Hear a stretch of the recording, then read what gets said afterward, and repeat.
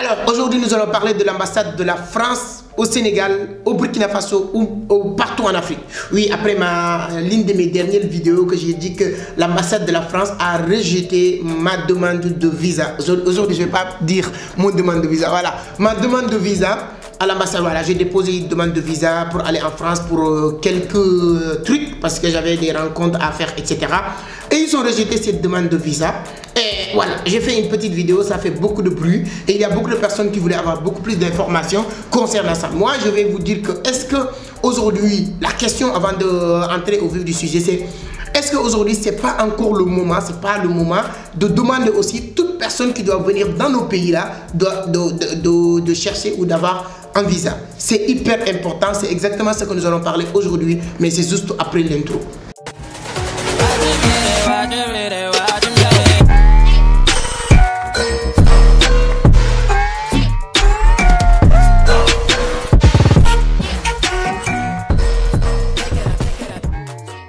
Merci beaucoup si c'est la première fois que vous tombez sur mes vidéos. Moi je m'appelle Amadou Seck, fondateur de Vision d'Afrique, initiateur du club Entreprendre Autrement. Dans cette scène, on parle de business, d'investissement, de l'entrepreneuriat, mais surtout aussi de la crypto-monnaie.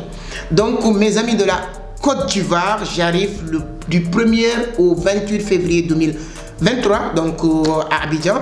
Le 25 février, on a une grande conférence à l'hôtel Palm Club de Cocody. Pour participer, c'est gratuit, mais la réservation, elle est obligatoire. Allez sur la barre de description pour réserver votre place. Il y a le lien conférence Abidjan.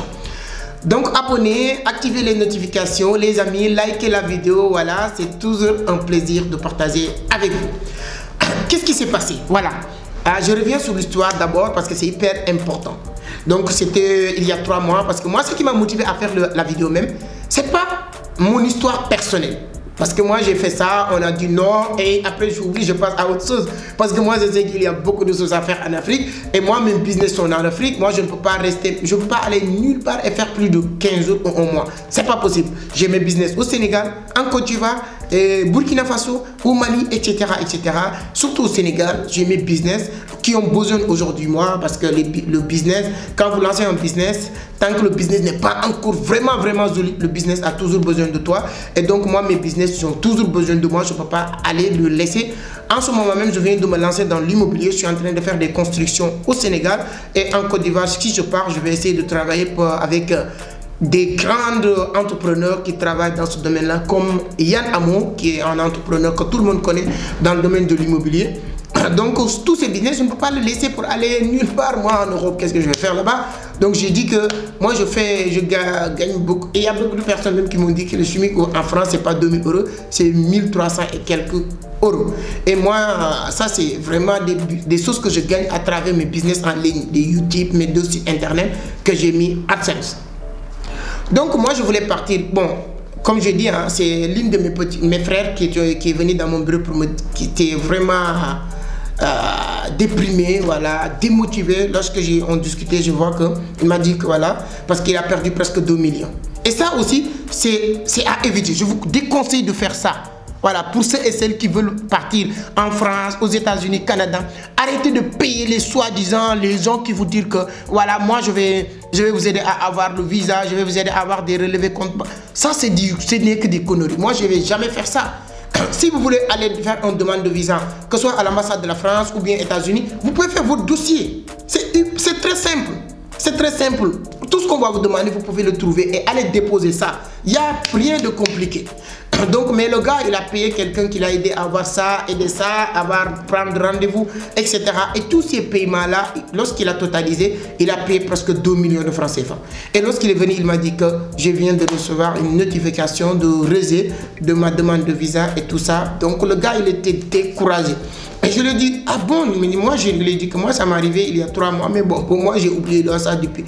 Mais lorsque je vois son histoire, et je vois qu'il y a des milliers et des milliers, pour ne pas dire des millions de jeunes africains qui passent à ces arts de situation, qui se sont fait arnaquer par 2 parties. Voilà. La première partie, c'est leurs compatriotes africains. Puis il faut qu'on se dise la vérité. Parce que ce business-là, ce que les gens demandent à ces jeunes-là, c'est de l'arnaque. D'abord, avant de partir à l'ambassade. Parce qu'il faut que souvent qu'on se dise la vérité. La France, l'ambassade de la France, tous nous arnaquent. Mais il y a aussi nos frères qui arnaquent nos frères. Parce que tu ne peux pas dire à quelqu'un, oui, tu me donnes 1 million ou 2 millions, je te fais un dossier. Et le gars te donne 1 million, toi tu sais que ce travail-là, même 100 000 ou 200 000, ça suffisait largement pour ce travail-là. Franchement, honnêtement. Et tu encaisses, toi tu as, c'est-à-dire que tu encaisses ces pauvres jeunes plus de 2 millions de francs CFA. Plus de 2 millions de francs CFA. Et ensuite, qu'est-ce qui va se passer? Et ensuite, tu lui dis, ok, allez déposer. La personne va aller déposer et bizarrement, on rejette sa demande et c'est fini comme ça.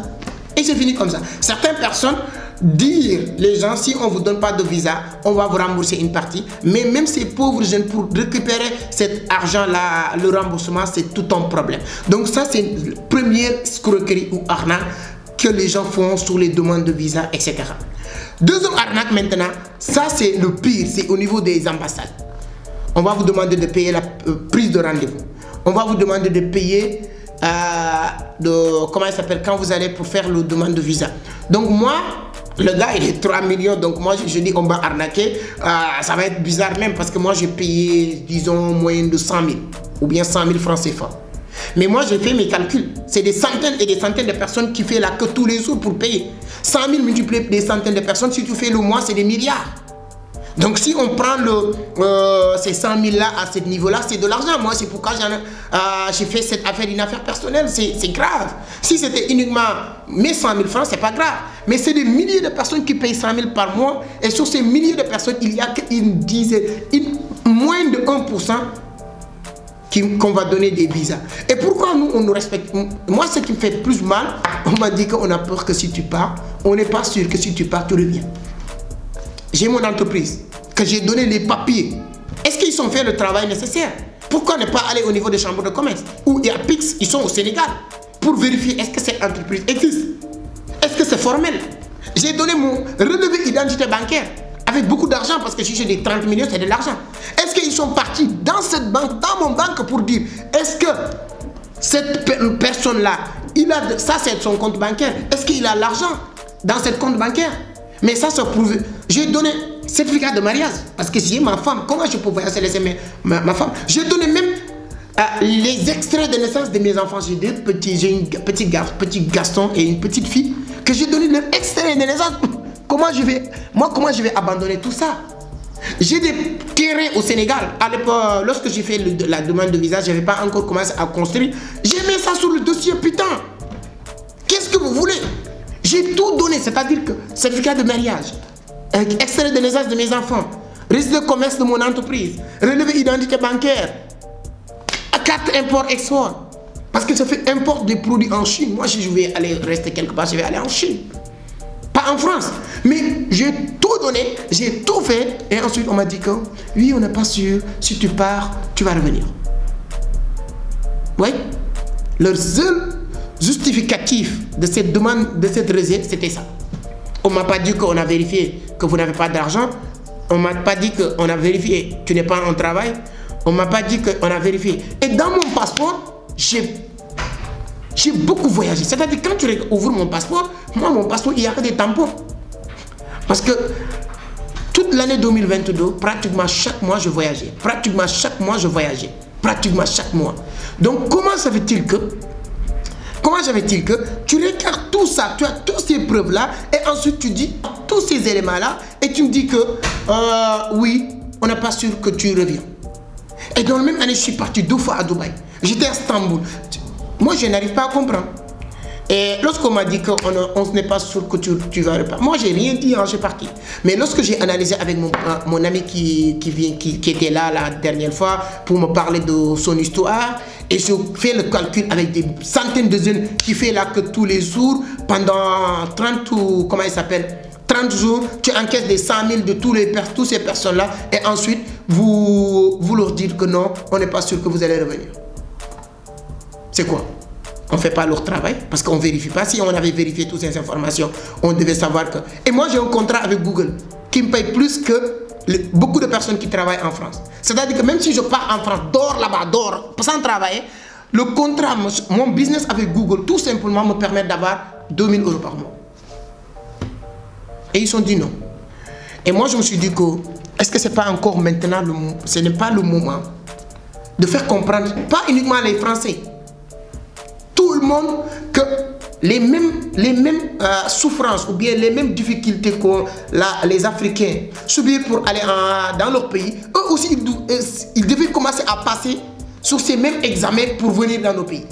C'est eux qui ont besoin. C'est-à-dire qu'aujourd'hui, Afrique, c'est l'Eldorado. Ce n'est pas la France. Les gens pensent que partir en France, ta vie est finie, tu es riche, etc. Non. Donc je pense que, donnez-moi votre point de vue sur les commentaires. Qu'est-ce que nos autorités doivent faire? Parce que là, ce n'est pas à mon sort, ce n'est pas à moi de le faire. Moi, tout ce que je peux faire, c'est cette cri de cœur. Qu'est-ce que nos autorités doivent faire? Les autorités africaines. Je ne vais pas dire sénégalais, les autorités africaines. Je pense que les Burkinabés aujourd'hui, ils ont commencé à vraiment imposer beaucoup de trucs à toute personne qui veut quitter en France pour venir au Burkina Faso. Je pense que c'est normal. On doit arriver à ce niveau-là.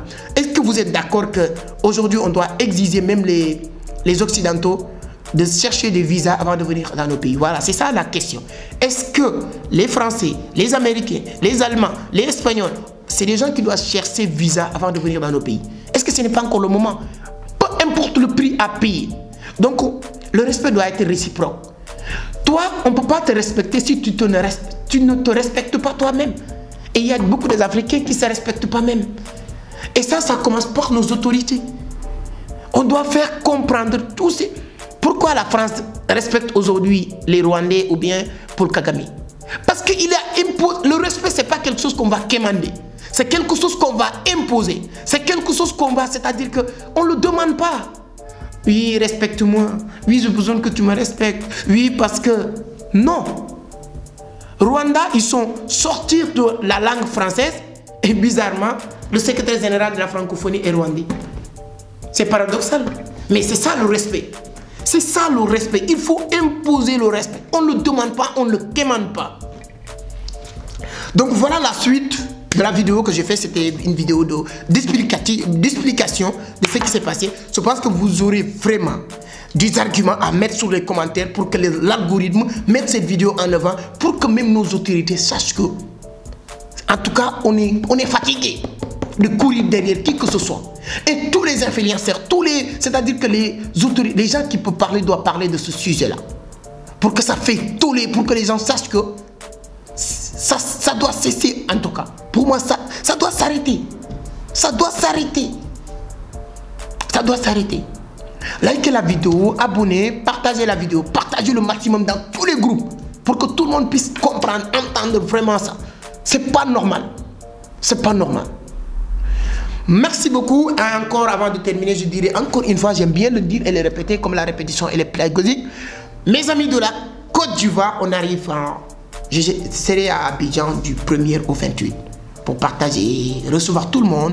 On aura l'occasion de discuter. Moi, ce serait à Cocody. Mon bureau, c'est Angré 8e Trans, Cocovico. Donc, au niveau du carrefour de Cocovico, l'immeuble qui est à gauche. Donc, ce sera avec un grand plaisir.